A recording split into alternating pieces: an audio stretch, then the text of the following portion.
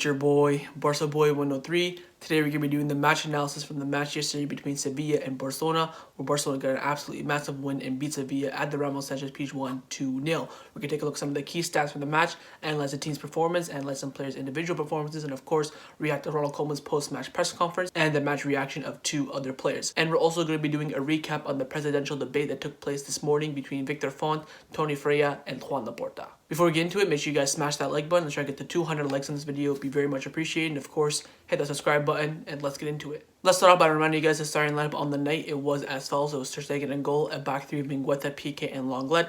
Wingbacks were Dest and Jordi Alba. The three in the middle were Busquets, Pedri, and Frenkie de Jong. And up front, the strike partnership was Messi and Dembele. Of course, the subs on the night, Araujo came on for Piqué, Umtiti came on for the injured Araujo, Braithwaite came on for Dembele, and Illaix Moriba came on for the injured Pedri. Now let's take a look at the covers of the Catalan newspapers. Firstly, Mundo Deportivo come out saying great Barca, and Sport come out saying yes we can. Let's start off by taking a look at the full-time stats for the match. Barcelona finished the game off with 56% possession, which is quite a lot for playing against a team like Sevilla, and especially playing, of course, in a three at the back. In the match, Barcelona had a total of 9 shots and 5 of them were on target. You can see the shot map on your screen right now. Of course, the 2 red ones were the goals, and you can see where the other 7 shots came from. I think that corner one was when Messi took the free kick and almost, when Badu saved it. And all the other ones, in pretty decent areas, of course. Of course, the big chances created, the passing stats, the dribbling stats is all in Barcelona's favor. But the main stat I want to take a look at, like I always do, is the possession loss. Now, in this match, for the first time in I don't know how long, our opponents have lost the balls more time than us. In this match, Sevilla lost the ball 121 times and Barcelona lost 115 times. Let's take a look now at the SofaScore full-time player ratings. Now, there's some quite controversial ratings here, I have to say. Stegen, who got 7.4, Osimhen Guetta with a 7.1, which I think is very, very low for him on the night. He was absolutely brilliant. Piqué with 6.9, Lenglet getting a 7.1, Busquets getting a 6.8. I think that's very, very low for him. So Junior Dest getting a 6.9, De Jong getting a 7.1, Pedri getting a 6.7, Jordi Alba getting a 7.2, Dembele getting a 7.3. I think that's very, very low for him. I thought he was way higher than that. And Lionel Messi getting an 8.4 on the night, which I think is absolutely ridiculous. I don't think this guy's gotten lower than an 8 this entire season. And also on the bench, Illaix Moriba got a 7.1 off the bench, which I think is absolutely fantastic for him. On your screen right now, you can see the passing network and the average positioning of all the players in this match. Of course, the big passes are always between the defense and the midfield, because that's where the Barcelona spend a lot of their time with the ball in this match, because they're trying to control the game. But what I want to take a look at is the average positioning. As you can see, the 3 center backs, Piqué, Lenglet, and Guetta. You have Busquets just ahead of them. You have Jordi Alba and Dest on the wing backs.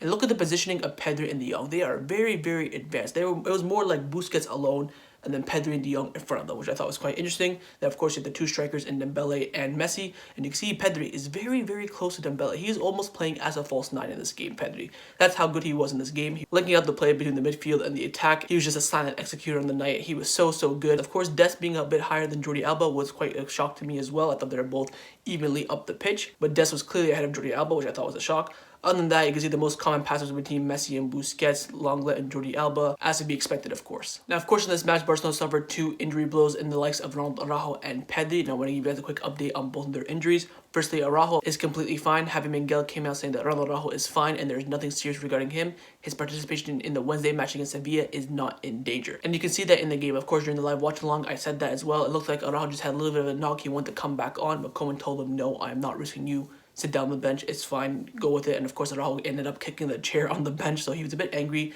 But of course, Koeman did the right move and didn't want to risk him. Now, of course, Pedri is the more alarming injury. After the match, Barcelona came out saying that Pedri has a muscular injury in the lower part of his left leg. He will undergo further tests today and find out the extent of his injury. But Javi Miguel came out saying that Pedri will be out for 2 to 3 weeks and his participation in the second leg against PSG is almost ruled out. Now, on your screen right now, you can see a video of Pedri leaving the match against Sevilla and going to the team hotel, and he left the bus on crutches. Now, that's obviously not a good sign, and I expect Pedri to be out now for 2 to 3 weeks. Of course, it hasn't been confirmed by the club quite yet. I'm recording this at 7 a.m. in the morning. So check my community tab, check Twitter, check my Discord. It should be announced by then, but looking like he's going to be out for a couple of weeks. Now let's get into Ronald Koeman's post-match press conference reaction and the match reaction of 2 other players. The 2 other players were Serginho Dest and Gerard Piqué. Let's get and see what they have to say. Let's start off with Gerard Piqué. Of course, Piqué probably put in his best performance since returning back from his long-term injury, and he looked very, very good in this match. Let's get in and see what he had to say. Now, firstly, Piqué was asked, is he injured? Because as we all know, he got subbed off in the 64th minute. He replied saying, no, with the coach, I spoke about increasing the workload little by little. I hadn't played for 3 months, and we had agreed that 60 minutes would be good for today,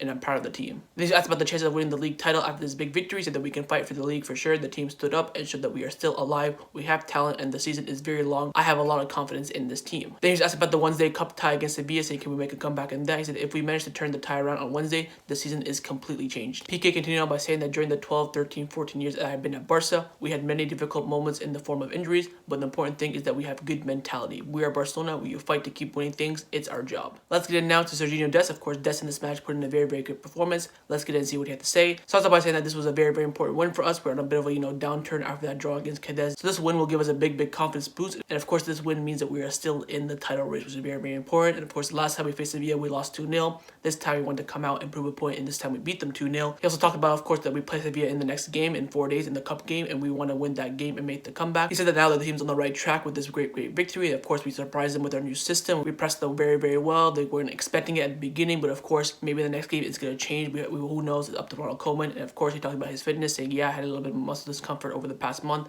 but right now I'm 100% fit and ready to go. Now let's get into Ronald Koeman's post-match press conference reaction. Of course, he's the manager. He said that the team and the tactics and his opinion matters the most. Let's get in and see what he had to say. He starts off by saying that the team tonight was phenomenal. For me, the key was not to let Sevilla get into their game. We played with pressure and aggression. Then he was asked about that midweek game in the Copa against Sevilla, saying, look, will this game give the the team an extra boost, extra confidence, saying, look, we beat them. We just beat them a couple of days ago. We can easily do it again. He said, yes, this will help us to believe in the Copa del Rey again, but we must not forget it's going to be another game. And today this helped us improve, but it also helps them because they get to analyze it. There are possibilities. Then he was asked about benching Griezmann, saying that we decided to change the system to have depth in our team, and that's why we put Dembele up top. With the substitution, we needed someone faster than Antoine Griezmann, and that's the reason why I brought on Braithwaite. Then he was asked about the injuries of Pedri and Araujo, saying that we'll have to wait and see who can be there, who cannot be there for the Wednesday game. We have a very good squad to overcome these injury problems. Koeman was asked about the system change, saying that we changed the system to put pressure on Sevilla. We haven't left them quiet throughout the match. Today was very, very key to not let Sevilla play and have a lot of aggression. It was a very complete match. We changed the system to press them. We didn't want to give them any comfort on the ball. He was also asked about the performance of Illaix Moriba, saying that Moriba, he's been very good with the ball. He pressed and contributed a lot in the last minutes. We have to highlight this because he's very, very young. He's learning and he has a great future ahead of him, and he learns very, very fast. Koeman also stated that the most important thing today was the ambition of the team. We fought, we pressed as a team, and the mentality has been very, very good. Just a quick side note, I do think there is a strong connection between Moriba and Koeman, as you can see on the screen after the match when all the players were shaking hands with each other and shaking hands with Koeman.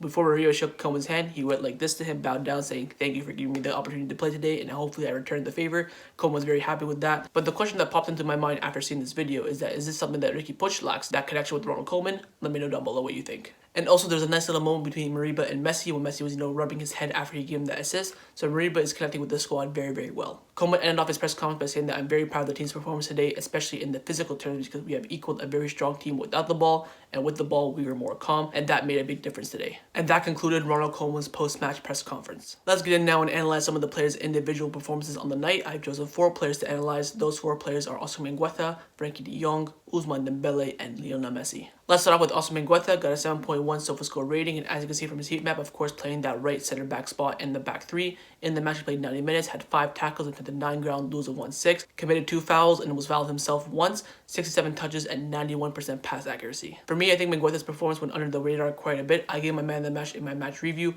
I thought in this match he was absolutely brilliant, an absolute rock in the back, and for me, he definitely needs to start more games than he already does. Next up is Frenkie de Jong, got a 7.1 SofaScore rating, and as you can see from his heat map, of course playing that right center mid spot in the midfield. In the match he played 90 minutes, 68 touches, 84% pass accuracy, 2 key passes, attempted 2 long balls and completed 1, attempted 5 dribbles on the night and completed 4, which is, Dembele Messi numbers, which is very, very good. He attempted 10 ground duels and 1-7, he was fouled 3 times, and he had 1 interception. Again, another solid performance from Frenkie de Jong. Mr. Consistent has done it again. Next up is Ousmane Dembele, got a 7.3 SofaScore rating, and as you can see from his heat map, of course played that left striker kind of striker role. In the match he played 82 minutes, 1 goal, 2 shots on target, attempted 2 dribbles and completed 1, 30 touches, 94% pass accuracy, but only misplaced 1 pass. He attempted 17 passes and completed 16, had 1 key pass, 1 long ball and completed it, and possession loss, he only lost the ball 8 times in this game, which of course this is the Dembele all-time low, which I think is absolutely fantastic. He was fouled once and he had 1 tackle. Dembele in this match was absolutely fantastic, and now this raises the question, should he be played more as a striker or more as a winger? Let me know your thoughts down below, but of course the goal he got in this match will give him the world of confidence. Hopefully he kicks on just like Trincao did. And the final player we're going to analyze is of course Lionel Messi, got an 8.4 SofaScore rating, and as you can see from his heat map, basically over that final third like he always is. In the match played 90 minutes, got 1 goal, 1 assist, 3 shots. He attempted 11 dribbles on the night and completed 5, which is absolutely fantastic. 91 touches, 90% pass accuracy, 1 key pass, attempted 4 long balls and completed 2. 1 big chance created, which of course was that Dembele goal. And Messi this match attempted 21 ground duels and won 11 and committed 2 fouls and was fouled himself 4 times. 1 interception and 2 tackles. So by those stats, you can definitely tell that Messi put in a very good defensive performance tonight and an overall fantastic performance from Lionel Messi again. What else is new? Sky is blue, grass is green. I always say that, and this is the problem when I analyze Lionel Messi. I have nothing else to say, and I'm just going to end it here because I'm absolutely speechless. I have no idea what to say about this man, the greatest. So just to end off this video, I want to give you guys a recap on the presidential debate that just took place. I'm going to give you guys all the big points that they talked about, then in the end, I'll give you guys my little, opinion on it. First, they all came in and they gave their opening statements and gave their ideas. We all know what their ideas are at this point. The first thing they talked about was the model of the club. Of course, the associates and the members of the club, the season ticket holders, are the ones that, own the club. And they also addressed the rumors of becoming an SA club. And that means that they're properly owned by one company. For example, Manchester United are owned by the Glazers, are also owned by Kroenke. Abramovich owns Chelsea, all that sort of stuff. They talked about that and they all disagreed, saying, no, we don't want, a proper company owning us. We want to be owned by the members. Then they were asked about signings, what signings they would make, and of course, the wage reduction in the squad. So firstly, on the signings, no one gave any names. They just said, of course, we want to improve the squad, all that sort of stuff. But all 3 candidates' main focus was on reducing the wages of the players because the wages are just absolutely ridiculous. And this is when the shots were coming in between Juan Laporta and Victor Font. Victor Font brought up the fact that, look, we have a plan, we have it all set out, we know what we want to do, we know how we want to reduce the wages, all that sort of stuff. And they start taking shots at Juan Laporta, saying, oh, he's out of date, all that sort of stuff. And then Juan Laporta replied saying, oh, you always talk about, Puyol, you talk about Xavi, you talk about Xavi, you talk about Xavi, you talk about Xavi. So a lot of shots between the two. I felt like Tony Freya in this whole debate was basically like the little brother. Didn't really get into that much, but wanted to come in. They also talked about the big loan between Goldman Sachs and how they want to, renegotiate. Juan Laporta and Victor Font said they want to renegotiate, same with Tony Freya. And a big topic they talked about was the new stadium. Of course, the new stadium is supposed to be in the works. They talked about what's going to be the situation. Of course, Juan Laporta said that once they start building a roof, they want to move Barcelona to the Johan Cruyff Stadium to play a couple of games there in La Liga, all sort of stuff. Victor Font saying, no, we can still play games with the roof being built, same with Tony Freya. So all that was being debated, and the main thing they debated was the season ticket holders and the prices. Of course, it's a big waiting list for season tickets. Of course, season tickets holders, they have a big role in the club, and they always, have to act on that. Of course, the prices are starting to infiltrate a bit. They talked about how, they want to maintain the price because it's a very good price, one of the lowest in Europe, I believe. And they also talked about women in football. They talked about the women's fans, talked about women members, how they should be more incorporated, how they should be treated as men. And Juan Laporta brought up the fact of bringing in a handball women's team. So that's something that he's in the works. Victor Font talked about how he wants to make the women's team better, same with Tony Freya. And of course, Juan Laporta wants to bring in La Masia for the women's teams. So all 3 of the candidates are very invested in the women's sport. And one of the big questions during the debate, of course, was the re-signing of Lionel Messi. Would you re-sign him? Of course, all 3 of them said yes. But a few days ago, there was an event between the 3 candidates. They all came in and gave their ideas to a TV company. They're all, of course, weren't in, like, one came in, one came out. They weren't really together. So when they came in, they were given a mannequin with a Lionel Messi jersey on it, and they said, what would you tell Lionel Messi right now? So let's get and see what they had to say, because I really think it's quite interesting. Firstly, Tony Freya said, Leo, the player that I enjoyed the most watching, whatever happens, thank you. Pretty crap response if you ask me. After Tony Freya was Victor Font. He said that, Leo, I'm convinced that our wait together will be very long and hopefully you stay. So that's, decent response. And then I have a video of Juan Laporta's response on the screen because it's just absolutely beautiful. He goes up to the mannequin saying, Leo, I have an offer that you just can't refuse and I'll see you soon. And then he proceeds to kiss the mannequin. It's just... That pretty much won him the election, in my opinion. So after the Lionel Messi question, they gave their closing arguments, and then after that, the debate ended. Overall, my thoughts on the debate, I think it was, very organized debate, very good. They were asked a lot of good questions.